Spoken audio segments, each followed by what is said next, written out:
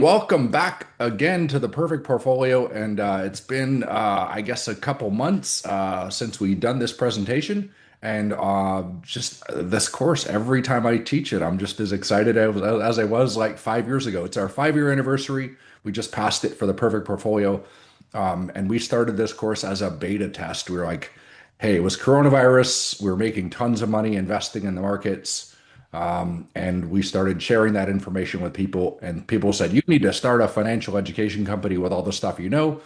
At that time, I'd only written two books at the time, and yeah, so actually, I think I'd only written one book. That's right. Yeah, no, I'd written two books at the time, so it was only my second book. We got my fourth book out right now. It's doing well. Obviously, it's tax day. I hope you guys isn't excited. How many people are excited for tax day? Anybody? Anybody? Nobody excited for tax day? I don't care about tax day. First of all, I barely paid any taxes last year, and if I'm for my students, I'll gladly show my tax returns to prove it. But I'm using the strategies that I teach in the book, and then there's a bunch of advanced strategies that we can't cover unless you're an accredited investor in this course. But there's some really crazy stuff out there to pay very little in taxes. But we have a lot of our past students here. Some of our students are we got lots of new faces up. Some of people have never seen you before. This is awesome. So we got lots of new people coming. I've got lots of familiar faces, people that have been in this course many times before. When we created this course, we said, look, if you pay for the course, the live course once, you can come back as many times as you want in the future and never pay a dime, just to get future upgrades and things. So, all right, let's share my screen and let's jump into our presentation tonight. Just going to jump into this. This is the orientation, the overview and introduction for the Perfect Portfolio, and we're just going to jump right into it. All right, so. This is just kind of update. It's from what my life looks like now. It's pretty awesome. My wife and I went on 7 vacations last year. Went to visit Canada. We went to Los Angeles to visit her sister. Went to Mexico twice, Cabo. We got to go to Toronto hockey games with my nephews. I got two of my nephews are like little hockey players in Canada, so fun to watch them play hockey. We moved to Knoxville, Tennessee a couple years ago. Love living here. It's absolutely fantastic. The real estate opportunities are incredible here.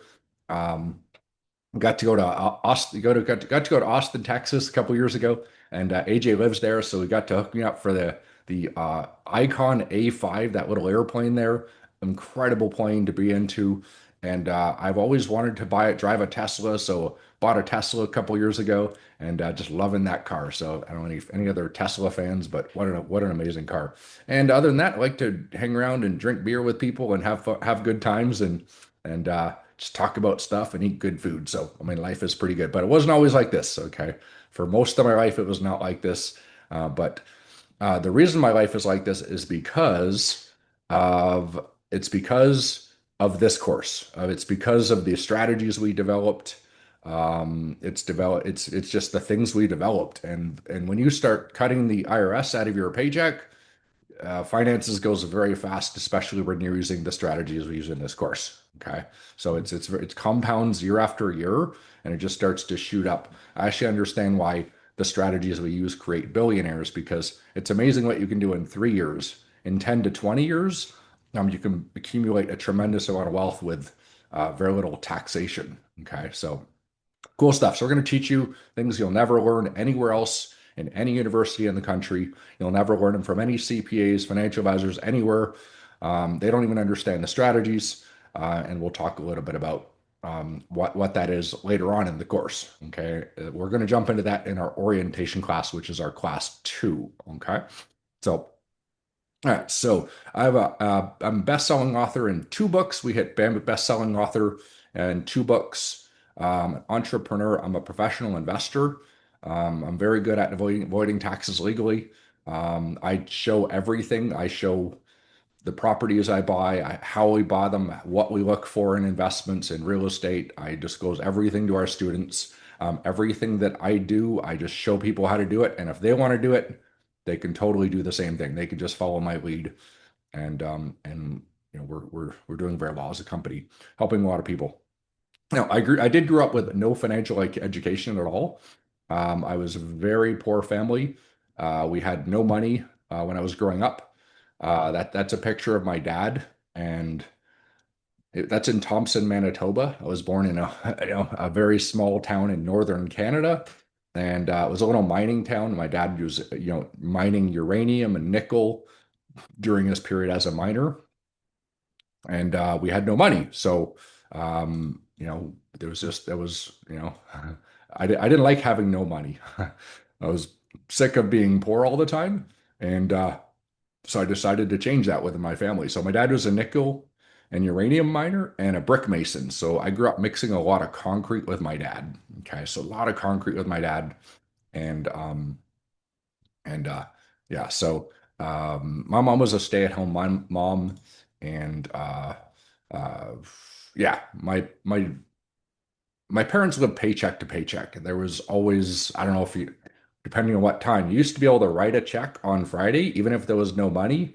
and the check wouldn't, you know, you know, be approved till Monday or Tuesday a long time ago. So it's child check kiting. My parents used to do that because they had no money. They would go to the grocery store, write a check, knowing it wouldn't clear for 3 days, and then they'd go earn the money to pay the check. So stuff like that. We just all of our cars in Canada, they had holes in them because it was all rusted out. So we thought it was funny when we were kids, like, oh my God, we got the Flintstones car. It's cool. And anyway, so my parents, we have three generations of poverty on both sides of my family, like no assets, nothing. Parents died without life insurance, long-term care, zero assets at all.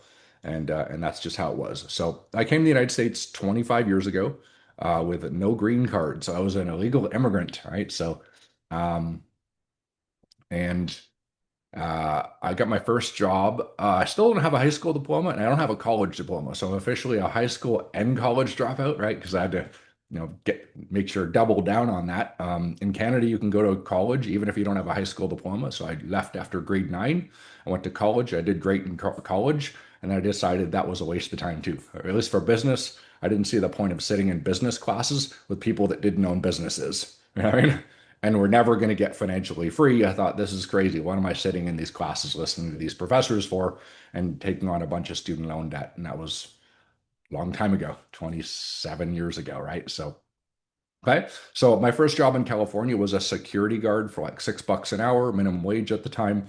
And then I was a private investigator for almost 7 years. I used to chase people around with a video camera on workers' compensation all over Los Angeles.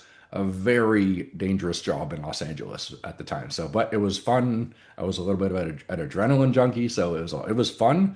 And I started making really good money. I was making, $90,000 a year in 2005 as a private investigator. So I was making tons of money, but I was very dissatisfied with working a job for other people, right? And so 2000, I read Rich Dad Poor Dad, right? The book Rich Dad Poor Dad. And I said, whoa, that's why I hated school, right? I was like, okay, that's why I hated school. I finally understood. And then I basically left the industry and I wrote my first book in 2009 to 2014. It took me 5 years to write Rich Man, Poor Bank. I also got recruited into the financial service industry. There's a guy named Patrick Bet David. He trained me to sell life insurance in Granada Hills, California in 2005. So Patrick Bet David is like a, pretty one of the number one financial YouTube channels. So it's kind of funny that I got my start in his office in Granada Hills in 2005. Okay. So before he, now he's got a $25 million house or whatever. So, but yeah, so I wrote my first book, Rich Man, Poor Bank. It was translated in Espanol, Hombre Rico, Banco Pobre. So it was kind of cool. That was a United States or United Nations translator that said, I want this book in Spanish. So, she said she translated the book for a small amount of money just because she wanted the book in Spanish. That was a huge compliment. I spent 15 years training insurance agents. I was an investment advisor. I was the fiduciary financial advisor, and I was training the financial advisors. I used to train hundreds of financial advisors, and I also was the financial advisor for CPAs. Okay, so I was like kind of hit the top of the top, and I was very dissatisfied with what I was doing. I didn't feel like I felt like the blind leading the blind, honestly. Okay. So I realized my clients were not getting financially free or retiring early. And I was like, this is weird. I was like, we don't, none of us know how to not pay taxes, and the CPAs don't know how to do it. It just seems like the only thing they're teaching us how to sell is retirement accounts. And I was like, I didn't believe in retirement accounts. So I just couldn't work in the industry anymore. So I gave up a very large amount of money every single year and I just quit. I resigned. People thought I was crazy, but for 13 years building a financial services company and then just resign one day. So, well, what happened is I wanted to release my next book called Top 10 Ways to Avoid Taxes.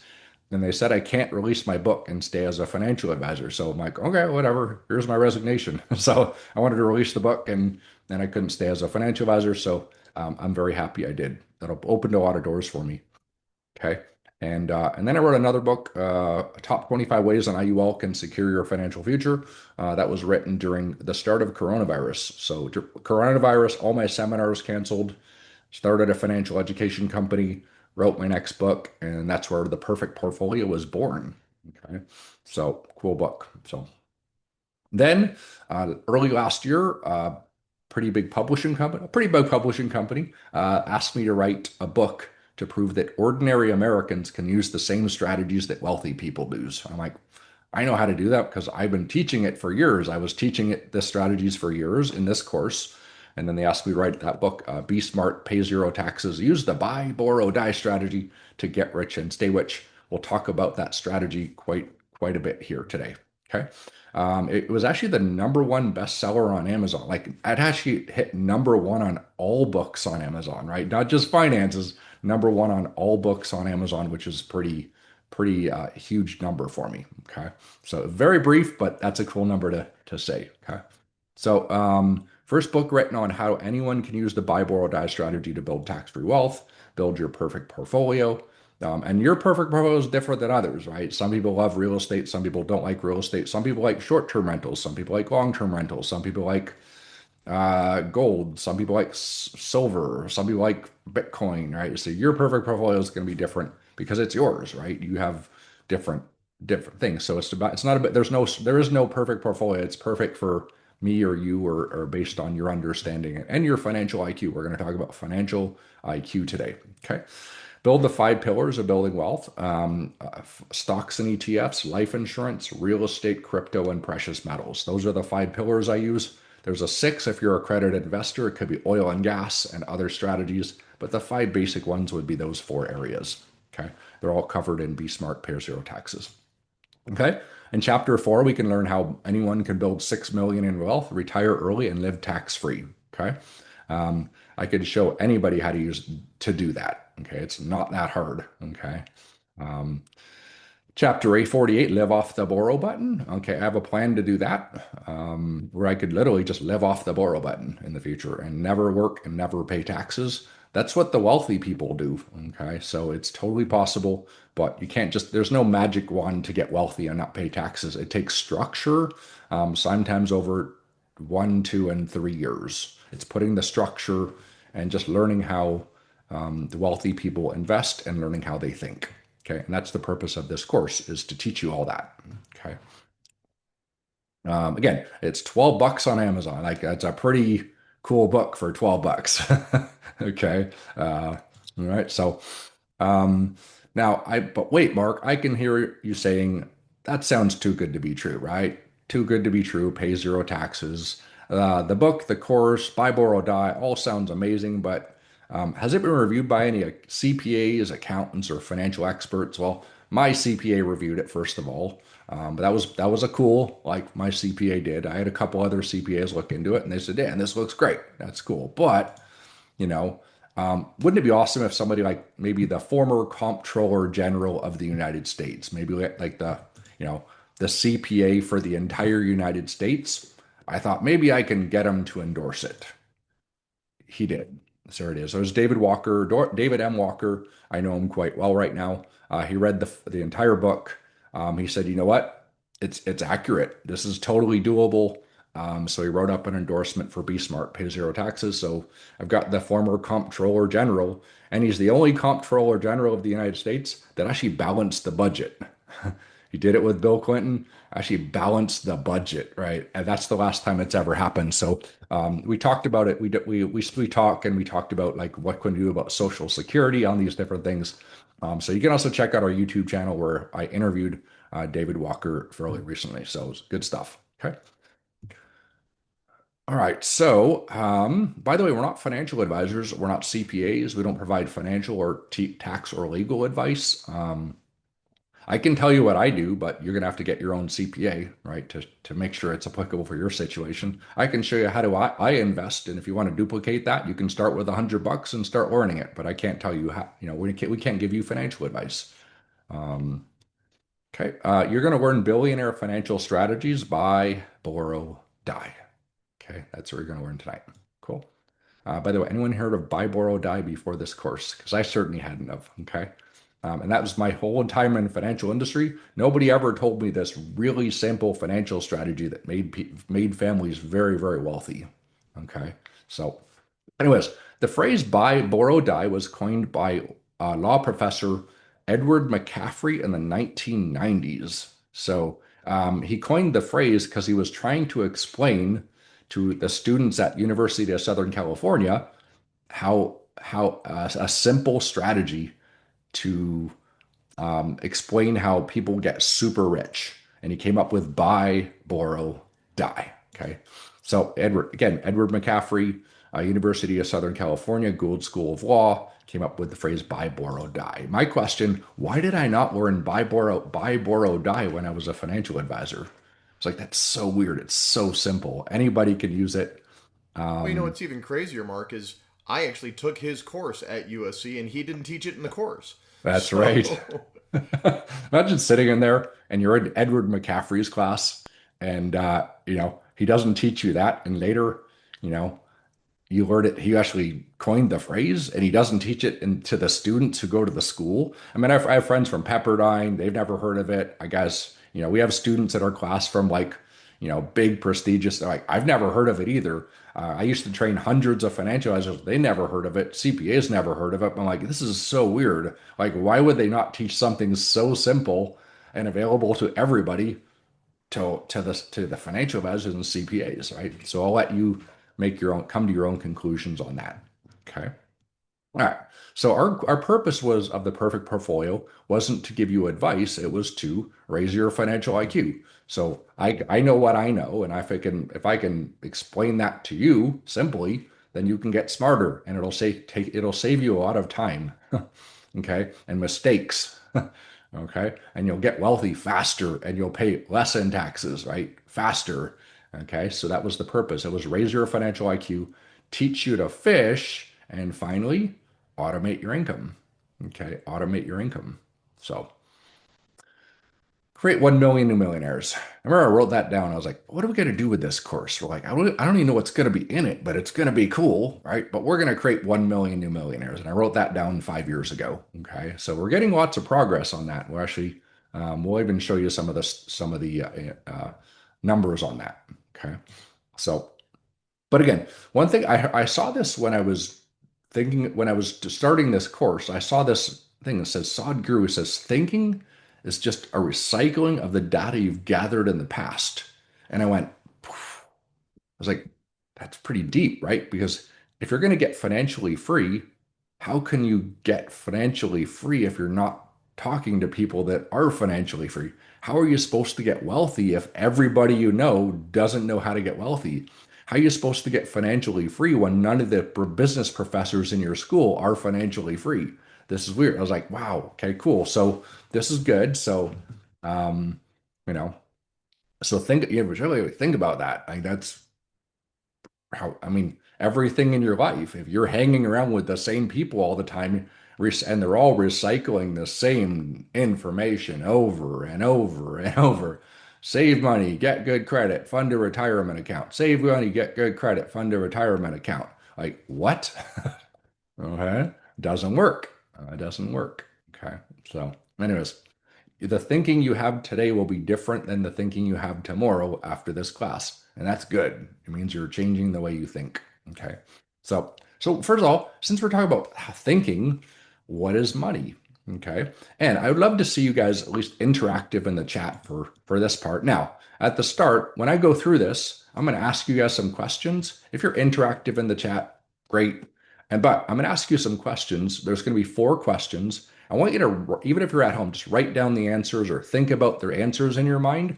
That way you're kind of react interactive. And then I'm going to ask you those same questions at the end, and then you get to decide what the answers are, right? And that might change your thinking a little bit. But anyways, so okay, so what is money? Can anyone tell me what money is? I know all our students know what it is, but let's see. Can anyone tell me what is money? Sweet. Agreed on objective value. Sweet. That's true. Agree. We anything we agree has value has the characteristics of money. That's true too. Unit of debt. Pretty most of money is debt. That's true. Okay. Limited supply. Right. Okay, good. So I'm going to give you some definitions and it'll help explain either why you're not getting wealthy and what you can do to get wealthy. Okay, so money is anything with 3 characteristics. Okay, when anything we agree has value, enough people agree it has value, that is money. Okay, 2, it must be easily transferable. Okay, so if it's easily transferable, enough agree it has value, boom, it has the characteristics of money. It must have limited supply. Okay, limited supply is really important for something to be considered money. So those are the 3 characteristics. And then we're going to ask you some questions here. Okay, how is money created? How is money created? How is money created? Anybody? How do they create money? Okay, anybody? How are they creating it? Huh? With a printer. Yes, print it. Awesome. Great. So, most common answer, they print it. Awesome. Printing. Okay. Question number 2, and remember these questions because I'm going to ask you them the different questions at the end. Okay. Who can create money? Who can create it? At the mint, the Fed, right? Governments, central banks. Okay, cool. So, do you know the common answer? The Federal Reserve. Okay, that's the most common answer. Federal Reserve. Can I create money? Can I just create money? I know our students can. You guys are cheaters. Okay. No, can't create money. Okay. Most common answer of not of our students, people of not our students, of course, is that's counterfeiting. You can't take your $100 bill and go down to the copy store and get some paper and make it up, right? They say that's counterfeiting. You're going to go to jail for creating your own money. Okay. That would be the most common answer. And then do I have to work to make money? Do you have to work to make money? Do you have to work to make money? Yes, yes, yes, yes. Okay, good. So people say most common answer, yes, you must work to make money. Okay. So now I'm going to show you different perspectives on things, and then we can get your answers later. Okay. So is a cow money? Is a cow money? Okay. Look at the boxes. We agree it has value. Yes, a cow has value. Now, if it's organic grass-fed cows, man, it's more expensive cow than another cow. So cows definitely have value. Um, so check that box. Is it easily transferable? You can transfer a cow, so it has the characteristics of money. It has limited supply. You can only create so many cows, so it's going to keep going up in value, right? There's limited supply, easily transferable, create as value. Hey, it's exchangeable for money. I mean, it has the characteristics of money. Okay. How about silver? Is silver money?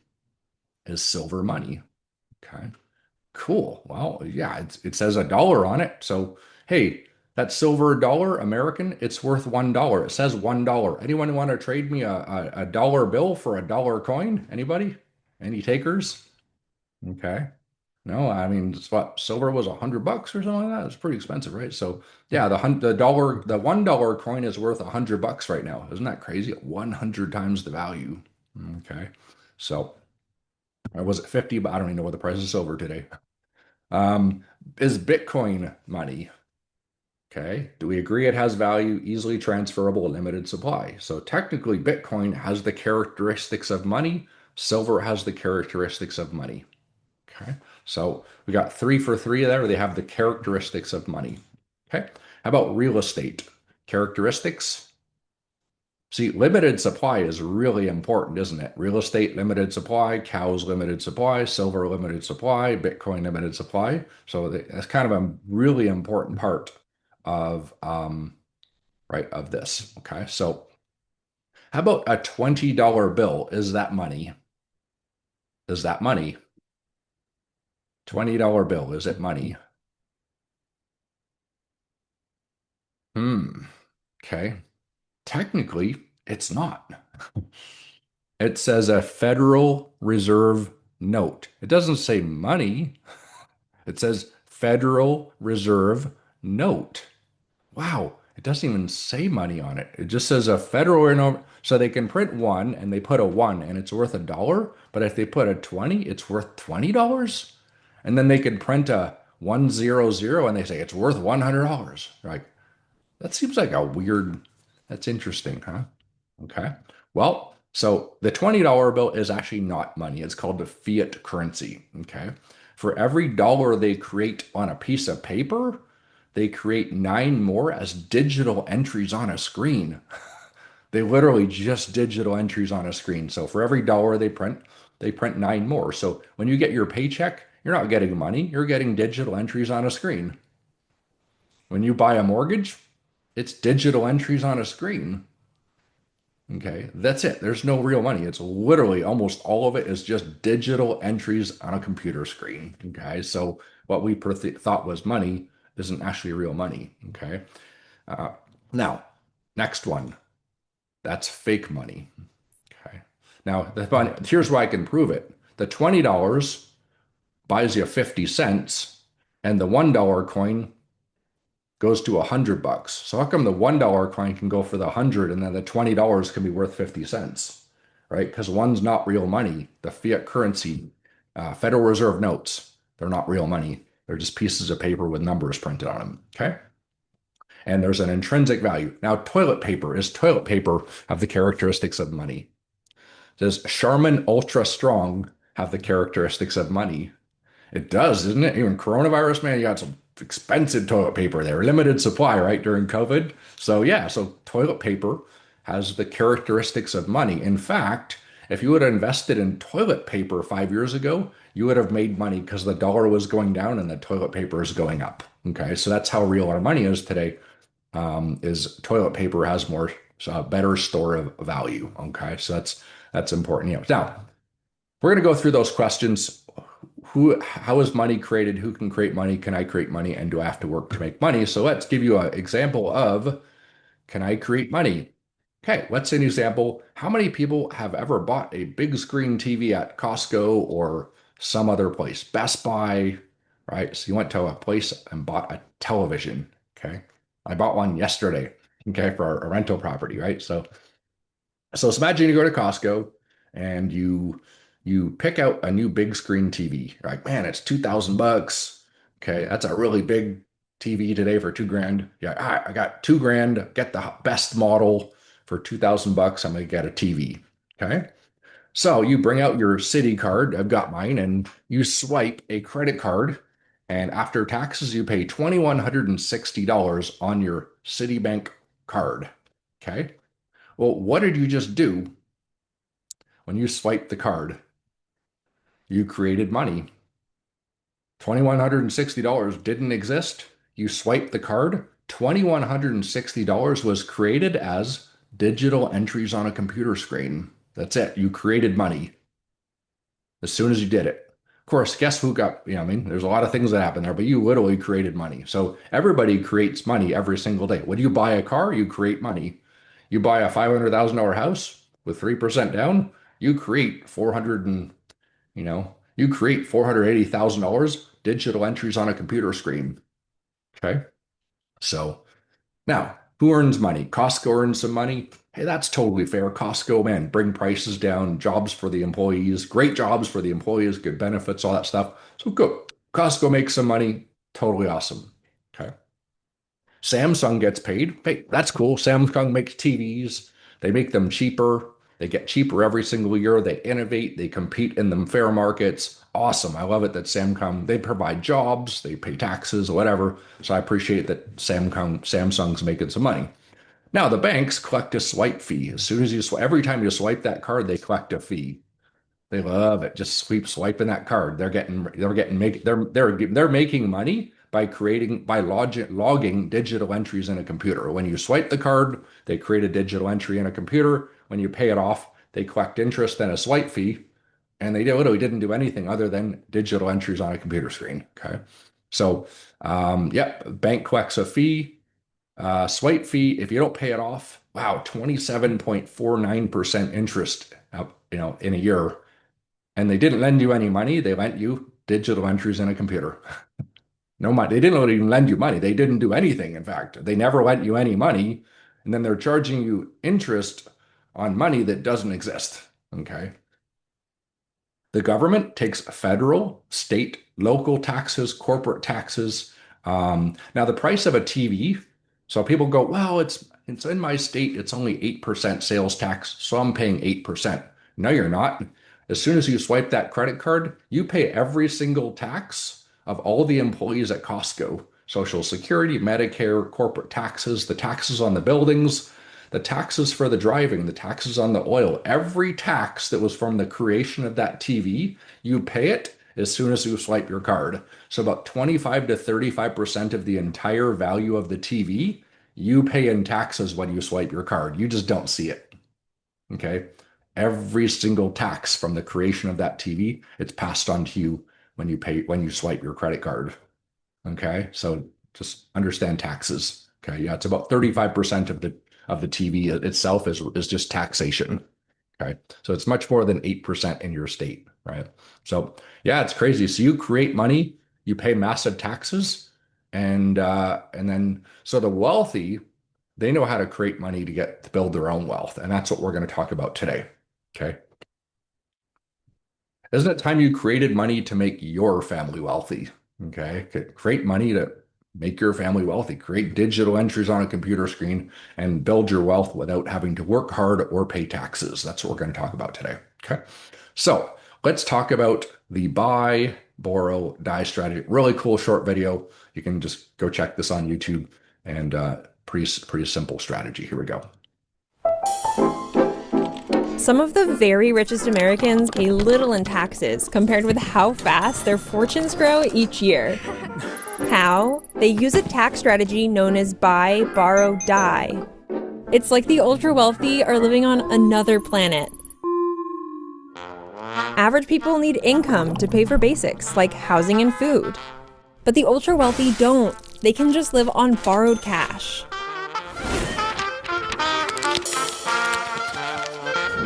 Step 1, buy. The ultra-wealthy buy an asset or build a company or inherit a fortune. As long as they don't sell, they owe no taxes. They keep their income as low as possible, since every dollar they earn can be taxed. Step 2, borrow. They borrow against their holdings, and the bank gives them a really good deal. I'll loan you $10 million with only 3% interest. But if you take a $10 million salary from your company, you'll owe almost 37% to the IRS. So the ultra-wealthy use loan money to fund their lifestyles. That's how a billionaire can live the most luxurious life imaginable while reporting little to no taxable income. Step 3, die. When they die, these lucky few often use complicated trusts and philanthropic foundations to avoid the estate tax. And their heirs can inherit stocks and other assets tax-free. A new generation is ultra-wealthy, and the cycle starts all over again. Cool. So that's great. Like billionaires can use buy, borrow, die. That's fantastic. So can anyone use the buy, borrow, die strategy? Can anyone buy, borrow, and die? Absolutely. Okay. I wouldn't say everybody, but you need at least $100 to invest to start the strategy. Is that doable? Anyone got like $100 they can invest? Great, we can show you how to start your own buy, borrow, die strategy. Okay, so we brought it down to a number that most people can stomach, right, to start their investing. So okay, so Forbes did an article September 13, 2021. Said how ordinary Americans can also buy, borrow, die. The funny thing is we were teaching the strategy. but we didn't know what it was called until we saw some articles. Okay. And then it was July when we saw the words buy, borrow, die, but we were already teaching it the strategy. We just didn't have a name for it. And then it was September, they came out with how ordinary Americans, but we were already doing it, right? For our students, we were teaching it. We just didn't have the name buy, borrow, die. So pretty cool stuff. Um, so we're going to teach you how to build your perfect portfolio. Um, it takes learning and thinking and evaluating what works for you, right? So, but my wife and I, we said, hey, we want to build passive income. We want to pay zero taxes, well, at least close to it, and do what we enjoy. We say we want freedom. We want to be able to do whatever we want to work on our own terms. And we get to do that today. So we want to share that with other people, and we're helping hundreds and hundreds of other students do the same thing. Okay. So make money in sideways markets. We said, what? We don't want the stock market to have to go up to make money, even if it goes sideways for a while. We want to be able to make money when the market's not necessarily going up in price. Okay. So there's lots of different ways to do that. I have investments in oil. They're cranking huge returns right now, right? Because oil prices are high. I don't care if they go back to 50, I'm still making good money, but there's just different ways to make money when you're sleeping. Okay. So we want to do that. And we said, look, we want to be able to buy and borrow. So we buy an asset, and as it grows, we can borrow from it to buy another asset. Okay. By doing that, you're not selling, so you're not paying capital gains taxes. And then you're borrowing, you're avoiding paying income taxes because you didn't have to earn the money. So you avoided income tax, you avoided capital gains taxes. Okay. And then when you die, you get a step up in basis. You just die. You don't need anything fantastic. It's just that's the tax codes. You can have stocks, ETFs, life insurance, real estate, crypto, precious metals, artwork, a business, die with 30 million. It all goes to your family completely tax free. So the step up in basis. Okay. So it's very simple. Anybody can apply this strategy. Okay. You don't need to be wealthy to do it. Okay. So apply, buy, borrow, die. You want to build banks. I don't invest into something unless I can borrow from it. So I invest in one asset. Can I borrow from it? Great. So I can buy another asset. And those two assets go up. I can borrow and buy another asset. And then it goes up and I can borrow and buy another asset. And I can keep duplicating my assets and it doesn't require work or taxation. You know what it requires? A higher financial IQ. Okay, that's it. No other than working on yourself and understanding how to do it. Okay, so build family banks. I don't invest into something unless I can take a loan secured by the asset. It's called dead money in the book. I don't want to kill my money. Dead money is when I invest and I can't borrow from it. So I try not to do that. I don't want to kill the cycle of buying and borrowing. Okay. So insurance policies, I wrote a book on this topic. They're getting better all the time. We're able to get risk-free returns, invest in the markets. It goes up, it locks in, there's zero risk of loss, there's zero taxation, and you can borrow from it. So it's a risk-free way to invest inside an insurance policy. You get life insurance, long-term care kind of thrown in there pretty cheaply. Anyways, that's one of the 5 pillars there. Okay. So you could invest in your brokerage account and borrow to fund your life insurance. And then as your life insurance gets big, lots of cash value, you could borrow to fund real estate. Now, if you borrow the real estate, if let's say you needed $30,000 for real estate, you borrowed from the insurance policy and you were buying a $500,000 house and you needed $470,000 from the mortgage, well, the 40,000 was borrowed. The other portion, the 460 was borrowed. You got 500 grand of digital entries in a computer. You didn't have to work for it. So you got 500 grand and you didn't work or pay taxes on it. And then you buy real estate with digital entries on a screen that you didn't have to work or pay taxes on. So this is how wealthy people think. There's good debt and there's bad debt. Good debt makes you money. Bad debt costs you money. Use good debt. We don't like all debt is not equally. There's equal.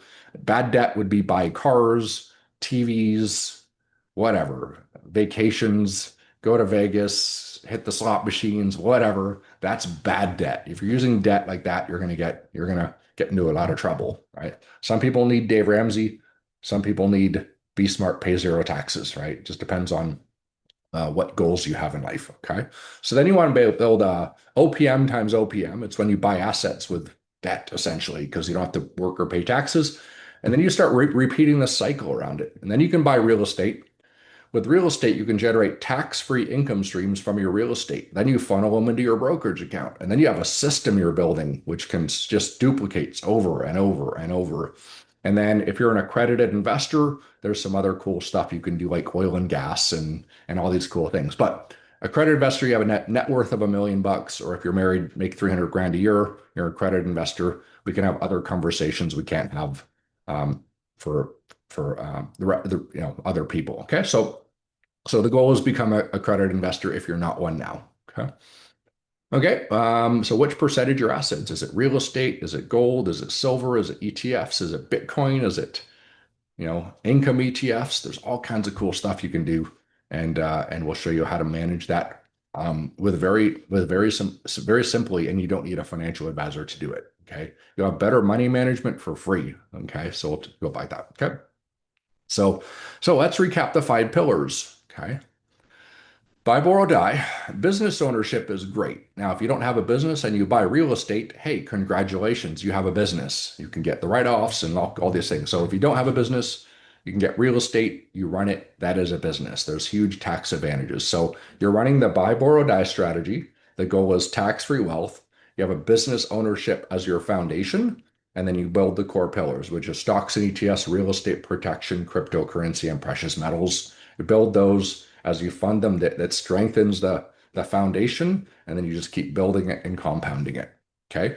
The ETF, let's say you buy ETFs and stocks today, your family should own the same ETFs and stocks 200 years from now.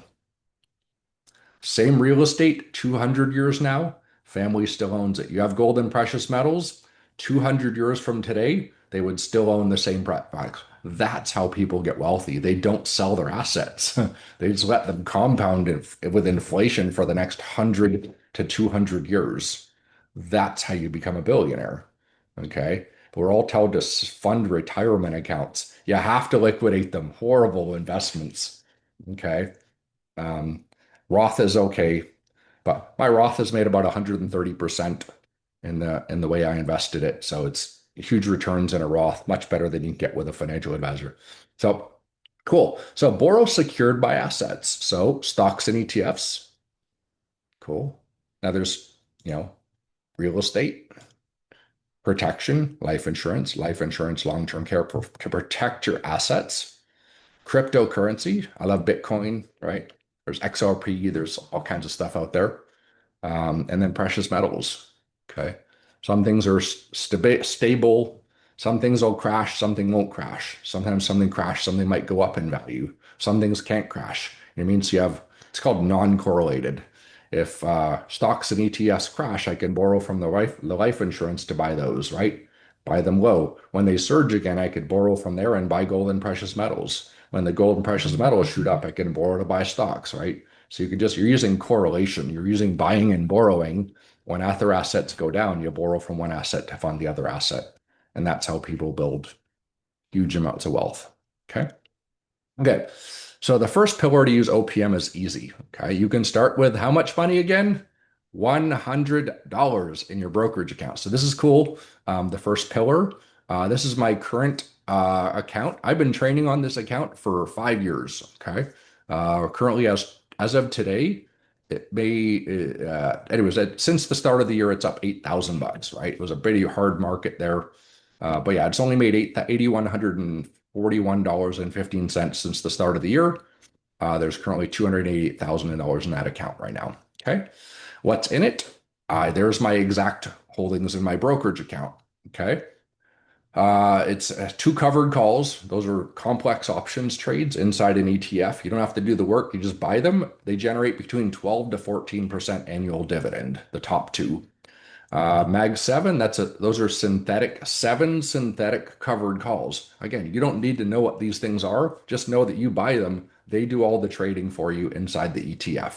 Okay, so pretty cool.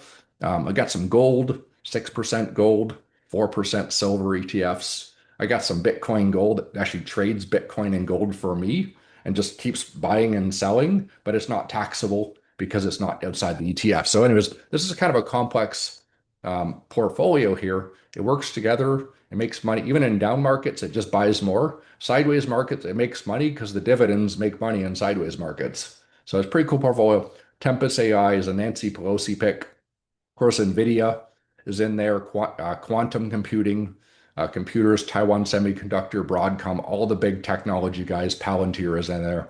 But yeah, the portfolio just works together and it just runs like the cool thing is the computer buys more of the ETF that's going down. So if I add money to it, it's not going to buy the ETFs that are going up and the stocks. It'll buy the ones going down in price. If that changes, it'll start buying the other ones that are going down. So it actually buys more of the things that are going down and less of the things that are going up. It's fully automated for you. So you just fund it and let the computer do its work. Okay. Now, I owe $131,000 to M1. Okay. $131,000. Okay. So that's money because it's digital entries in a computer. Now, question, that's $131,000 that's invested. Where did it come from? I just borrowed it. I pressed the borrow button and I created $131,330.89 and I borrowed it at 4.65% interest. Here are some questions for you. Did I have to work for the $130,000? Did I have to work for it? No. You know what I did? Pressed buttons. I just pressed buttons, created 130 grand, bought other assets with it. That's it. You're right, but there's debt. It's digital entries in a computer. Okay. Is there's interest? Yeah, there is. Here. There's it is. That's my exact for my brokerage account.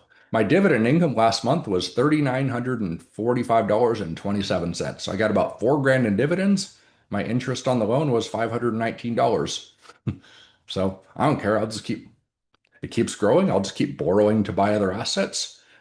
I'm funding the portfolio all the time. The dividends are all reinvested in the portfolio, and that's it. Eventually it gets big enough, and I could just live off of margin loans. So pretty cool, huh? This is what we show. This is what all our students know how to do. But they start with $100 in a brokerage account. Once you get to 2 grand, we'll show you the borrow button and you can borrow money. Okay. And I'll do it in the class in the future. Like I'll just borrow money here and there and we'll show you some stuff in some of our future classes. So pretty cool, huh? So there you go. All right. So you want to build 6 steps. Okay. 6 steps. 1, cash flow. You need to make more money and get out of bad debt. I hate payments. Okay. I don't like car payments or credit card payments or any of that stuff. I don't have any of that stuff. Okay. I buy and borrow, and then I can, there's no payments required on my loans. We're not going to go through that too much in the class, but yeah, you want to get rid of bad debt, get rid of payments, make more money, and then funnel that money back into your assets and keep compounding them. That's how you get wealthy. Okay. So that's what I've been doing. So, and eliminate bad debt. Okay. You got credit card debt or assets you've been buying on credit cards with that go down in value. You got to stop doing that. Okay. Until you get wealthy, then you can do whatever you want, but you should got to stop doing that. So we want to eliminate all bad debt, anything over 6%, and borrow to buy additional assets with limited supply. Okay. Grow your emergency fund. You should have some sort of emergency funds, liquid assets, 6 to 12 months, whether it's an insurance policy, savings, whatever, somewhere, very safe money for emergencies, 6 to 12 months. I agree. I think that's a good idea. Okay, sleep good at night. Buy life insurance and long-term care. Most people fund life insurance and long-term care with their after-tax money. You don't have to do that. The super rich people do what's called premium financing. They go to a bank and they're so wealthy, the banks will lend them money to buy huge life insurance policies. They'll literally buy their life insurance and long-term policies with a bank loan because they don't have to work or pay taxes on the money, right? It's called premium financing. So we said, hey, we can do that. You just fund your brokerage account and borrow to fund your life insurance policy. You just did your own premium financing for your policies. That's another strategy that's usually for very, very, very wealthy people. Like, you can do it, and anybody can do this. So you can do your own premium financing with the borrow button. Okay. And you can buy life insurance and long-term care with money you did not have to work or pay taxes on. Okay. Focus on growth and legal tax avoidance. You'll learn to coordinate those 5 pillars and reduce your tax bill every single year. And again, I had a very good year last year. I haven't done my taxes yet because I don't do them till October. I never do my taxes in April. It doesn't make sense. I think I would dramatically increase my chance of an audited, and I've never been audited, and I never plan to be audited. So, okay. Um, Build legacy and freedom and generosity. Okay. So we you should pay less taxes and be more charitable. I'm big on charity, donate to churches and charities and stuff like that, but do it with the borrow button. Okay. We have people who used to donate 30,000 a year to their church. You know what they do now? They invest a ton of money and then they take a low interest loan for 30,000 and they donate that to their church. That's a double tax deduction because you're getting a deduction on money that didn't exist. The government owes the money. And then the 30,000 went to their church. It's still in their brokerage account compounding. So you can actually borrow money, fund a church, you can fund a charity, you could fund a business. That could be a double tax deduction for you. Now you're building a structure of buying and borrowing. And as long as you buy and then borrow and create a tax deduction, the government actually owes you money at that point. So, okay. So, pretty cool stuff. So, build a legacy of freedom and generosity. Okay. Reduce tax erosion, teach financial freedom and intentional giving. Okay. Cool. All right. So, what is financial education? Okay. What is financial education? Okay. I talked about this in my first book. I said there's banking education and there's financial education. Very different, right? So, in Rich Man, Poor Bank, I said, hey, when financial education goes up, bank profit goes down. And then financial education goes down and bank profit goes up. So be like, wow, everyone's getting their information from the banks. But the banks make more money when you don't understand finances. Huh, that's interesting. Guess who trains the financial advisors? The banks. I was like, that's a problem, right? So what is financial education? We're going to see if what is financial education. Does this sound familiar? Go to school, get good grades, get a job and work hard, save money and get good credit, pay your taxes, lots of them. Max out your retirement account so you can retire someday. Does that sound at all familiar to you? Anybody? Anybody? Okay. And send in extra principal payments to pay off your home faster. Sounds familiar, huh? It's not what the wealthy are doing. Okay. The banks make more money if you follow that path. They make a lot more money if you follow that path. Okay. Um, and so does the government for that money. So, translation, hand your money to Wall Street, retire maybe on Social Security and 3.5% withdrawals. When I was talking to David Walker, the former comptroller, I said, is Social Security really going to run out of money in 2032? He says, yes. This is 2032. This is right around the corner. 2032. Run out of money. 20 could be 25 to 30% cut in Social Security benefits. And this is right around the corner. So, and even if you have a million in a 401k today, you know what you get to retire on at 65? 35,000 a year minus taxes. That's your financial plan right there. So, we'll cover this stuff in more in detail in the course.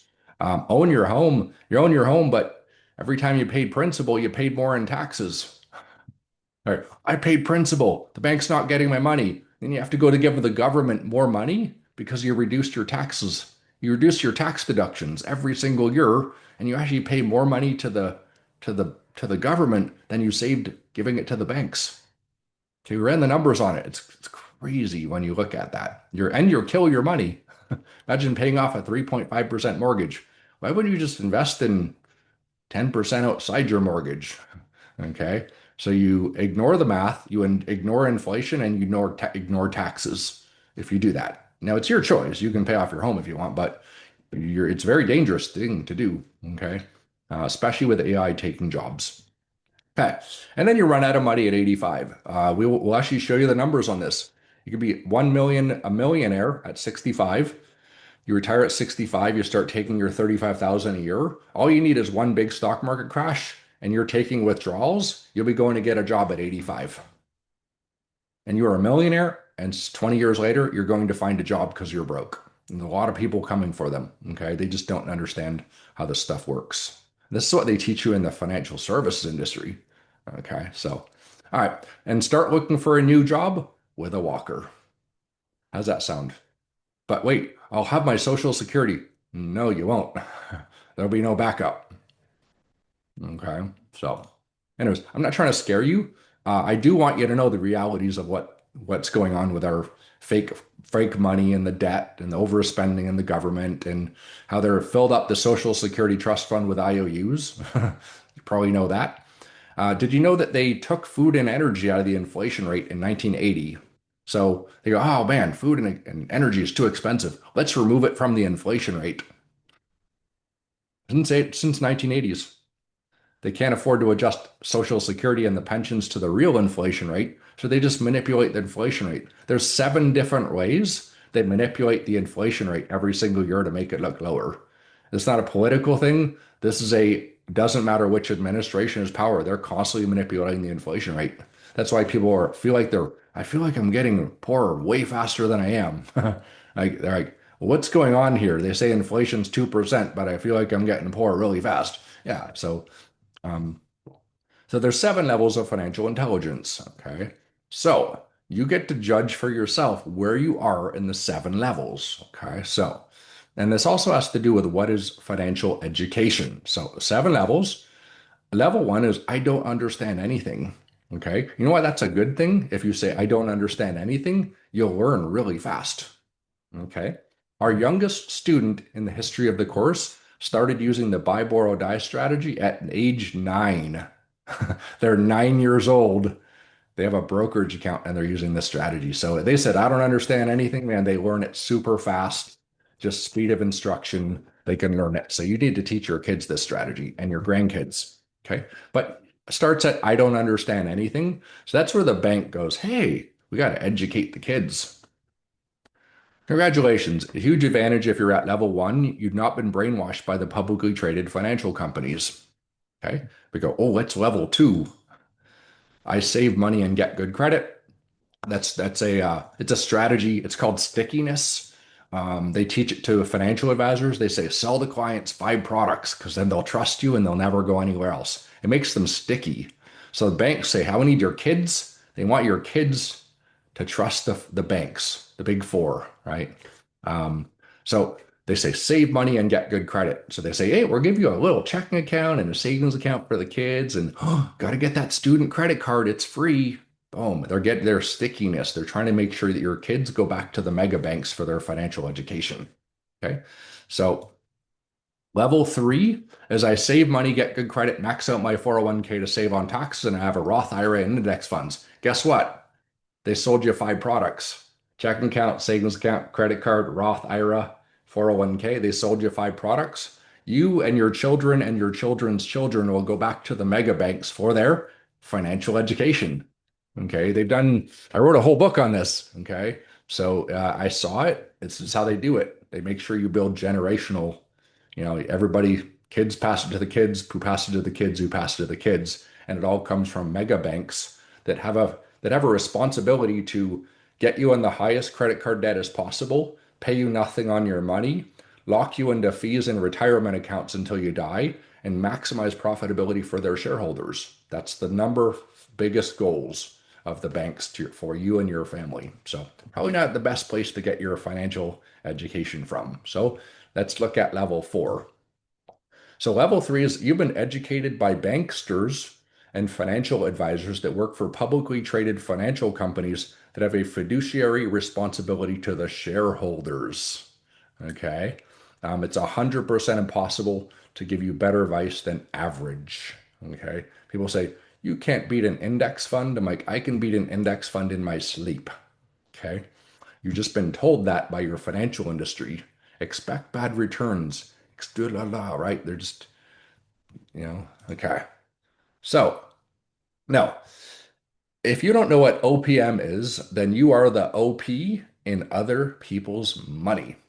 Okay. If you don't know what OPM is, because as soon as you put your money in the savings account, It's invested. There's no money in your savings account. It's invested. As soon as you go to sleep, it's called a sleep account. Your money is invested every time you go to sleep. There's $0 in your savings account right now. It's always being invested.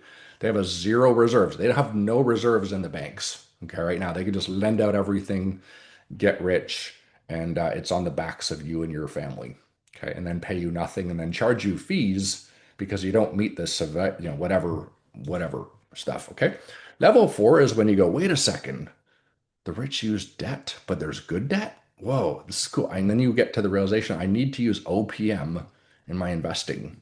Okay, and if you don't know what that is, you are the OPM. Okay. You've calculated that if you earn 10% return on your investments, that is mathematically impossible to build wealth after deducting. So if you make 10, 3 in taxes, minus 5% for inflation, great. You're ahead 2% per year. That's on the best case scenario. People why they can't get ahead, it's inflation and taxes and the government's and you're trained by the financial advisors that are trained by Wall Street, and they all have a fiduciary responsibility to shareholders. We'll go extensively into this in the next class. Okay. So, all right. So let's see. If you don't can take control of your family's financial education, who will? Who's going to educate your family the next couple of generations on how money works? Is it the banks, the financial advisors that work for the banks? And yeah, it's something to think about. Who will? Okay. So, question, have your answers changed? Have your answers changed? Okay. How is money created? How is money created? How is money created? Who can create money? Who can create money? Can I create money? Can you create money? You create it every day with a credit card. You buy a mortgage, you create money. You go shopping, you go create money. So you probably learn how to create money to make your family wealthy, right? So yes, you can. And do you have to work to make money? Do I have to work to make money? No, you don't. Mm-mm. You make money. So, all right. So check this out. So, baby step number one is put $100 in a brokerage account. You can scan that thing right there, and you can open up a brokerage account, taxable brokerage account, put $100 into it, and you can start investing. And you can duplicate the same positions in my brokerage account.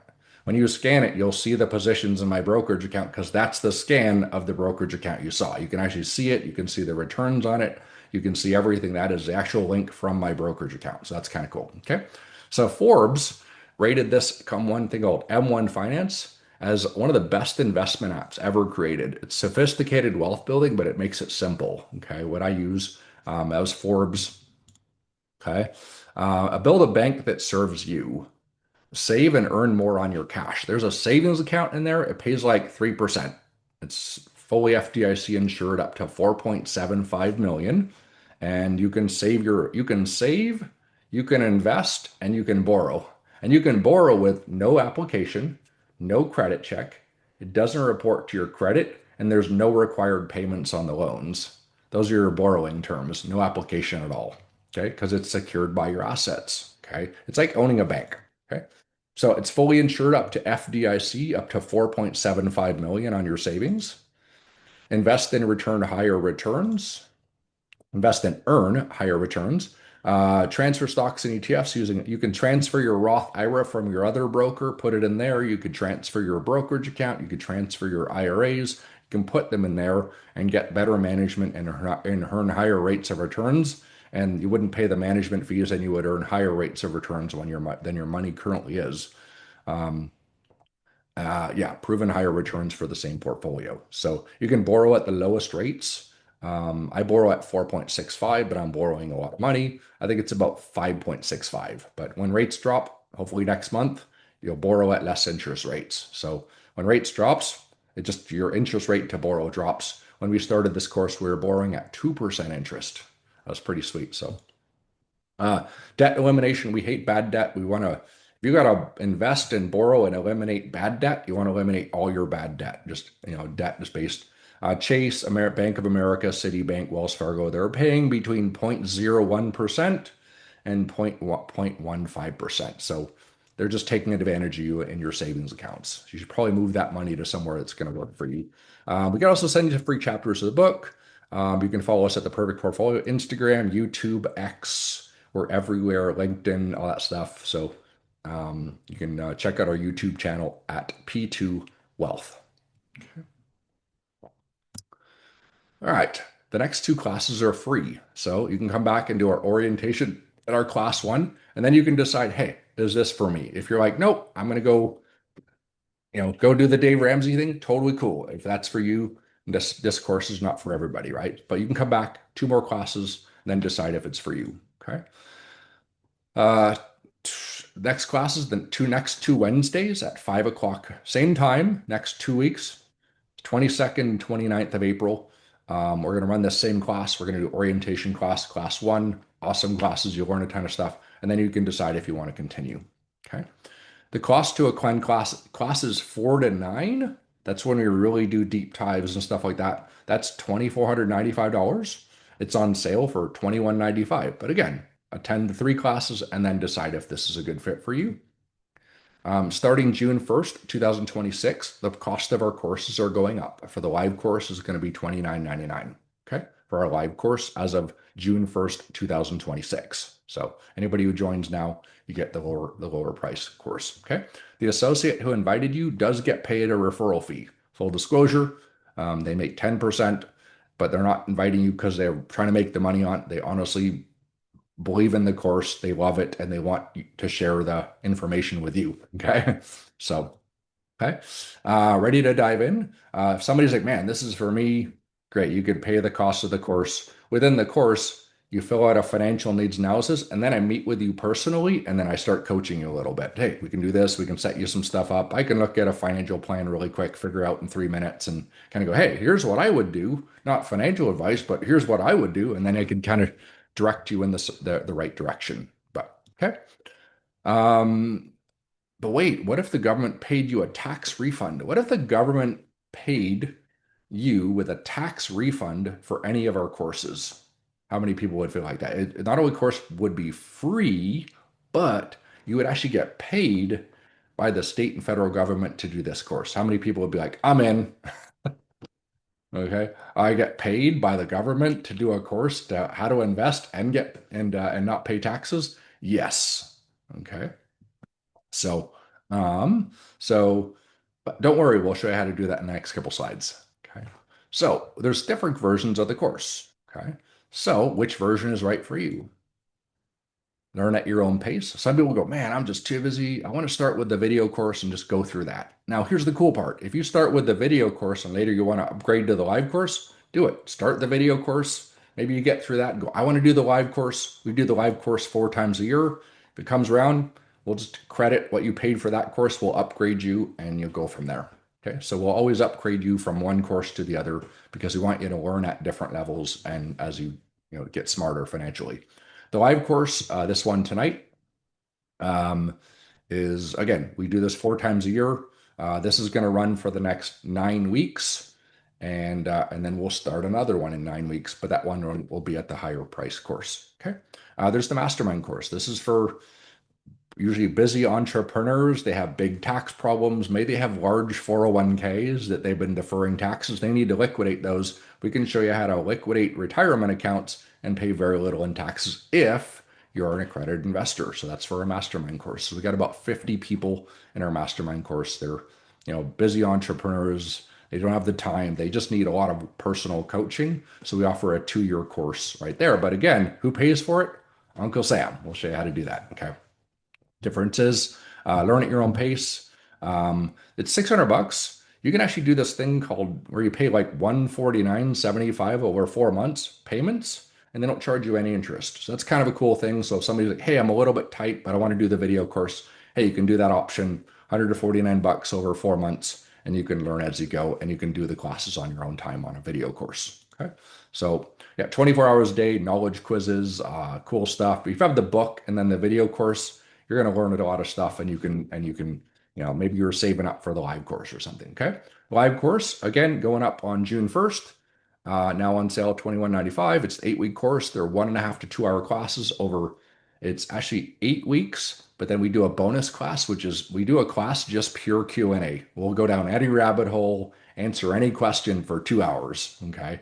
And then by that time, you're like, man, I really get in this stuff. Okay. Once you go on the live course, you get to go to live courses for the rest of your life and never pay another dime, right? As long as we're doing this, which I can see it doing it for a very long time, which is you can come back to the live courses and get upgrades, and we have new strategies, and some of the things we invest into didn't exist 2 years ago. So we want our students who were tier 2 years ago come back and they can learn some of the strategies and things. Okay, so cool. Perfect Portfolio alumni community.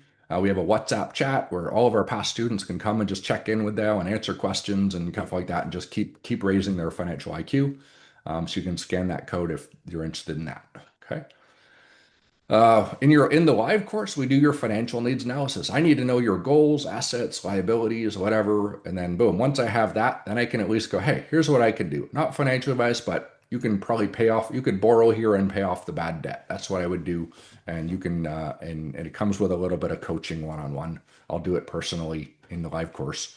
It's usually like one class at the start, help you push there, maybe a class in the middle, and then something at the end. It's usually 2 to 3 of coachings personally where I'll look at your finances and help push you in the right direction. Okay. Sometimes in the future, it won't be me. I'll just get too busy. So, but again, in the future, for now, it's me. In the future, it's going to have to be a representative of others. Okay. So, yeah, again, if a student is a student and then they earn another student, hey, they can earn a 10% referral fee. Okay, cool. So accredited investors, this course is also free for these people. They get paid to do it. We'll cover that. So it's actually 2 years of coaching. Okay, if I have a student and I can see I can look at their situation and I know I can save them $240,000 in taxes, and I can literally see it or more. Maybe I'll save them 500,000 in taxes. I don't know. As long as I can see that and I know exactly how to do that, we can enroll somebody in that course, and I guarantee it. I'll save them at least $240,000, 10 times the value in the next 24 months. Okay. If not, I'll just work with you for another year until I save you $240,000 in taxes. So it's all guaranteed. Okay. You get the live course. You get to come back to live courses whenever you want. You got my cell number. You get a WhatsApp. We can work on stuff. We can work on goals. You want help with real estate? Great. We'll work on that. We'll just kind of work on everything. Okay. I'll show you all my investments, how they work, how I'm structuring them all, what I'm using them for. It's a very one-on-one experience. Okay. You're getting top investment strategies, ways to invest and earn high rates of returns, hedge it with stock options. There's all kinds of cool stuff. Most people will use their own CPA. You can use my CPA too if you want. He's very good and he knows all our strategies, so he's pretty cool, good guy. We have a hedge fund manager.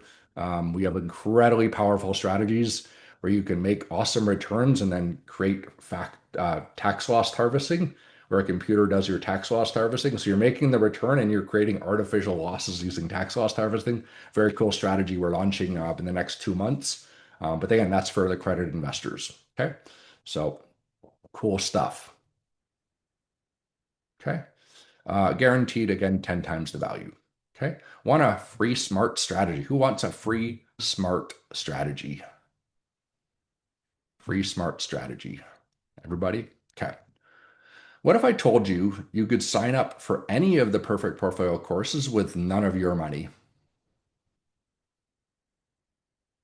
Instead of using your money from your pocket to pay for the course, consider using a margin loan from your investment account. Maybe you had 10 grand in your investment account. It was at Fidelity or Schwab or whatever. You could move that tax free. You'd have 10 grand in your brokerage account and you go, I want to pay for the course. You press the borrow button, borrow the cost of the course, send it to your bank account. You didn't work for that money. Now, if you're a business owner, you could write that off on your taxes and the government owes you money. And you could use your credit card to pay for it. You're like, hey, I'll use my credit card. I'll pay for it, get the free points, and I'll invest. I'll borrow and pay off the credit card. Now you got the free points that are tax free. And then you paid for the course with a margin loan that gave you a tax deduction and the government owes you money. Sweet.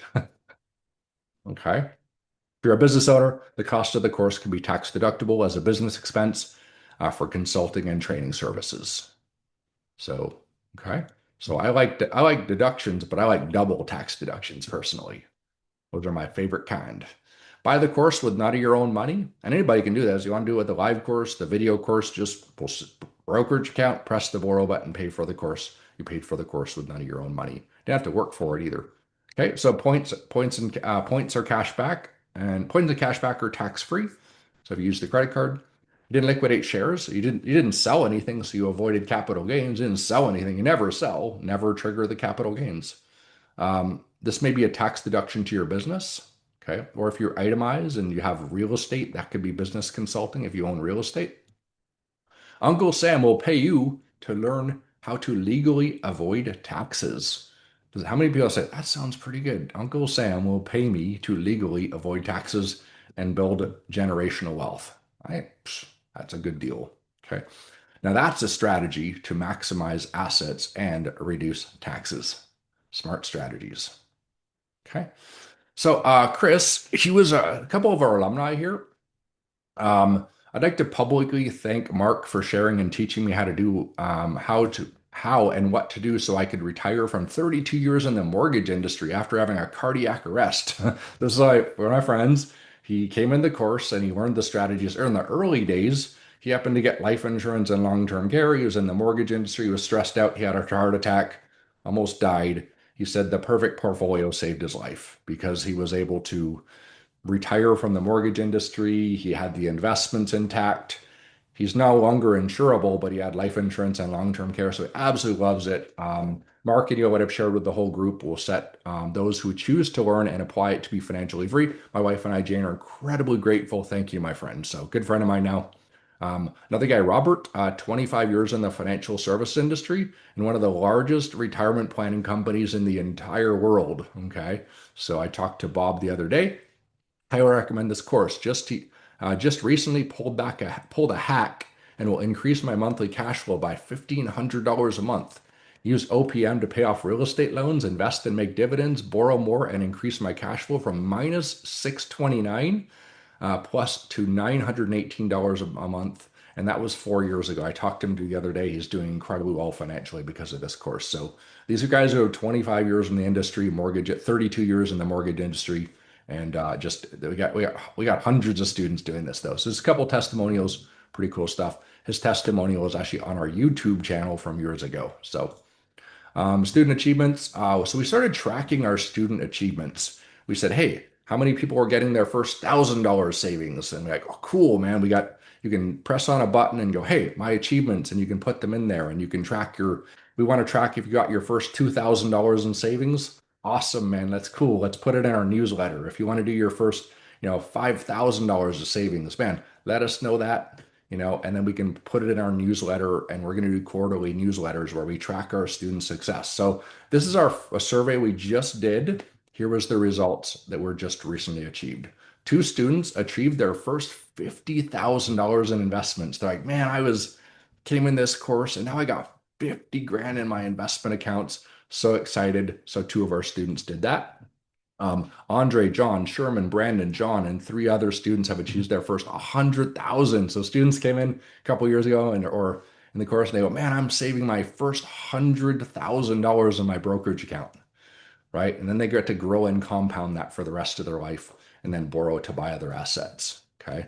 So Andrew, Ilya, Philip, and Dave, they achieved their first $250,000 in their investment accounts. They're like, whoa, this is crazy, right? So it's pretty cool stuff. So we started tracking this fairly recently, and this is awesome. Dan grew his account over $500,000 in his brokerage account. So very exciting stuff. So we're going to start tracking that, putting out on newsletters, and it's going to be pretty cool achievements. So. Okay. Okay. This course is for everybody. Not. This course is not for everybody. Honest with you, like, if you're not willing to put the time in to learn it, don't buy the course. Now, if you like don't have time, you want to do the mastermind course, hey, you got businesses to run. I understand that. But if you're not an accredited investor, take the time to learn it so you can become an accredited investor. So it's not for everyone. To maximize your learning, it's going to take you take you more than just paying for the course. You need to invest time and effort into raising your financial IQ. You have to learn the tools that we test it with. You have to learn everything, put the necessary time to do it. So invest the time and effort to raising your financial IQ. We recommend you take the live course at least twice. So if you do the live course, at least come back to do it once, and then the next time we do it, come back again for free. Just do it twice because you're going to learn a lot this next time. We don't charge you for it, and you're going to learn a lot more the second time you do it. Okay. So, yeah, again, you can come back the third time if you want. We have students who've come back for the like 22nd time, because they're like, man, I always learn something new, right? So, um, we've taught this course for actually 5 years. We got to upgrade that slide. We're just on our 5 years. We'll still learn more each time we teach it. Remember, you can always take it as many times as you want and only pay once. Okay. I personally invested over $500,000 of my own personal money to build this course. I was running a company and dumping my own money into it for the first 5 years. So it's really 600,000 or more, but so I've invested 500,000, probably closer to 600,000 of my own money to pay people and to build this course. So I'm heavily invested in this thing. My financial literacy has taken 60,000 hours of studying finance to get here. So I've summarized it, put it into a course. So you don't need to spend 500,000 and 60,000 hours to learn this stuff. We can teach it to you in about 18 hours. Okay. Now you won't fully understand it, but come back again and you'll understand it a little bit more. Okay. So if you can't or won't spend the time learning, this is not the course for you. Just maybe start with the video course, and then when you have more time, upgrade to the live course and go from there. So I would think, or start with the book. The book's $12. So, but anyways, you do need to spend the time to learn this stuff to raise your financial IQ. Okay. I can't raise your financial IQ for you. You got to do it yourself. Sound good? So let's see. 9:35. Did we raise your financial IQ? Did we raise your financial IQ? Did we change your thinking? Did we change your thinking? Cool. Well, if we did, that's a success. See, if you raise your financial IQ, you're going to look at everything different. Like once you see this, you can't unsee it. You'll just see it everywhere. It's called a reticular activator. It's where you start looking like, I want to get wealthy. And then you see the things to get wealthy. You want to be an investor. Now you'll see things you didn't see before. You want to learn the buy, borrow, die strategy. You're going to see things you never saw before, right? So you raise your financial IQ, you change your thinking. Tomorrow, you're going to think differently. You're going to change your thinking. It just compounds from day to day. I can't do it overnight, but over a period of 3 to 6 months, you can dramatically change your financial future. You can teach it to your kids, and the same assets you have today, you could be passing those to your family 100 years from now. The same assets, and pretty much anybody can become a billionaire by doing that. So, sound good? This is how they do it. So, all right, guys. Hopefully, you learned some great stuff today. We've been doing this a long time. I believe in it. This is what I'm going to do for the rest of my life. I can go do anything I want. And I just enjoy doing this stuff. And I enjoy writing books, and I enjoy teaching people.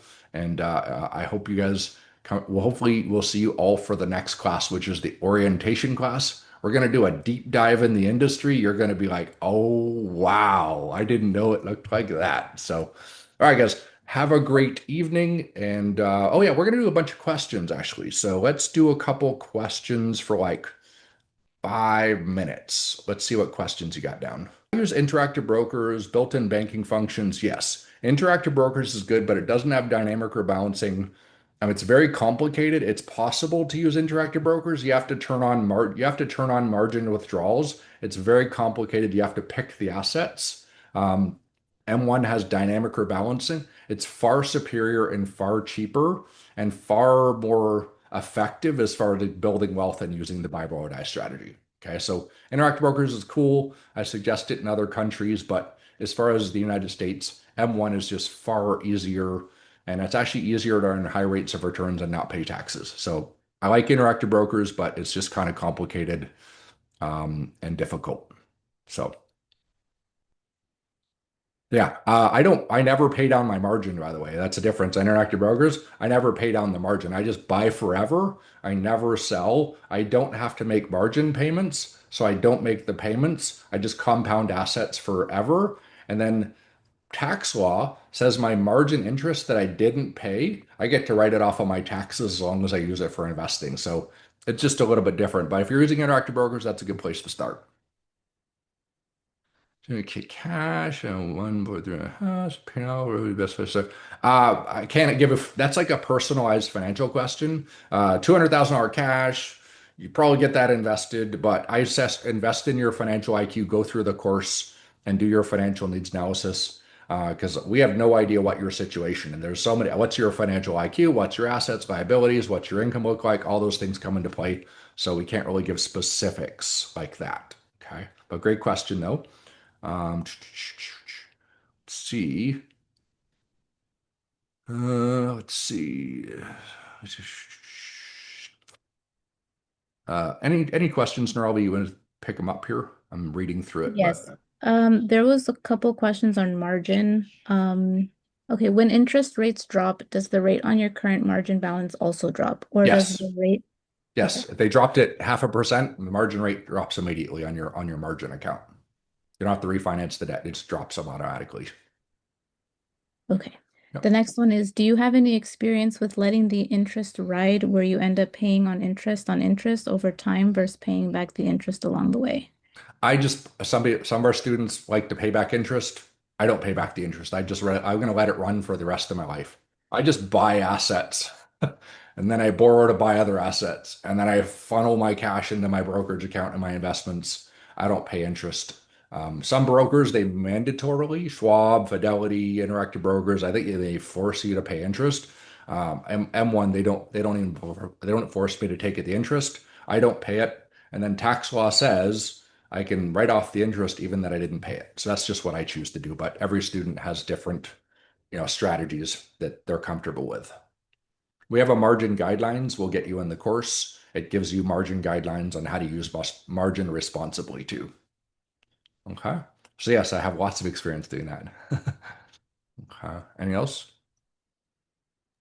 I think that's it. The other one is, I mean, how do we find a financial advisor who understands these methods? They don't, and they can't do it. They'd be fired. They'll be fired. Okay, there's one. His name's Mike Puck. We work with him because he can do anything. He's a fiduciary financial advisor. You have to have $250,000. We can introduce you to Mike Puck. We'll have him speak into one of the classes, but financial advisors can't do this. They have a fiduciary responsibility to the shareholders. Even if they bring up the subject of borrowing from their brokerage account, their boss will probably fire them. They'll be blacklisted. It's called selling away. If you're ever caught selling away, even suggesting like of something that their broker doesn't sell, it's called selling away. They're fired, they're blacklisted, they lose their licenses, and they'll never work in the financial industry again. So that's why financial advisors will never, ever, ever talk about this. Even if they read the books, they couldn't suggest it. 1 million in taxable investment. Depends on where you are. You might be able to retire tax-free and never work and never pay taxes. But again, that's an individual case. But tax-free money to invest tax-free, to grow tax-free, to borrow tax-free, and die tax-free. That's a lot of using the word tax-free, and they're all IRS tax codes. So yeah, for sure. If that's you or yourself, let's talk about it. Okay. M1 used to have a credit card. They got rid of it. It just wasn't good for their business model. I'm 48 and I've been doing this strategy. We started it 5 years ago, but we didn't really know what we were doing. Most of the ETFs didn't exist. All the features in M1 didn't exist. So I've focused, been doing this for 3 years. Mhm. Oh, that's the positions in my account. By the way, also the link there, the link is actually my current brokerage account. It's all my positions in my brokerage account, what percentages they are in there. So that link. So you can get if you want to get their recording tomorrow, you can go through that thing, scan the link, and that's my current brokerage account as of today. If you take the link, you can actually see the returns of my brokerage account since October of last year in that link. I think that's it. No more questions. Awesome. Good you guys love the class. That's fantastic. Um, and then we can always email you the link too. And we could probably put it in the chat, right? My link. Here, I'll just pull it up right now. I'll throw it in the chat just to make it faster. So if you have access to the chat, I'm going to put my link in there and you can actually look at the holdings in my portfolio. It's the same one I showed you on the screen. There it is. Okay, cool. If you go in the chat, I put my M1 Finance link and there. And yeah, it actually shows you. In fact, I'll even take it one step further and I'm going to share and I'll bring that link up. So there we go. That's the portfolio right there. Okay. Made 51.75% since October 2024. There's positions in the brokerage account. The dividend is 27%. The expense ratio is 0.75. Those are the gains. As you can see, it goes up and down, right, with the market, but it just keeps buying more. Okay. This is assuming you don't fund more. If you buy more in the down markets, it makes way higher rates of returns, right? So then it went up, and then since it was flat and right there, and then it kind of went down, down, down. I was kept buying. So look at it, how fast it surges up. It'll make way higher returns just the way it's structured. So there it is. You can look at that. Talks about dynamic FSA. So just use that link. Check it out. You can study each one of the positions, find out what those stocks do, that sort of thing, and go from there. So that's my actual portfolio. Sound good? All right. So I think we are done for the evening, and we'll see you guys next class for our orientation class. The stuff we're going to go over about the financial industry, who built it, what the history of that is, it's going to open your eyes. And again, once you see that, you'll never forget. Okay. So you're going to learn what the true nature of the financial industry and the banking industry, what it really is, right? You'd be shocked what your bank is doing that you don't know about. So, all right. Have a great one. Have a great evening. We'll see you guys next Wednesday for the orientation class of the perfect portfolio. All right, guys. Good night.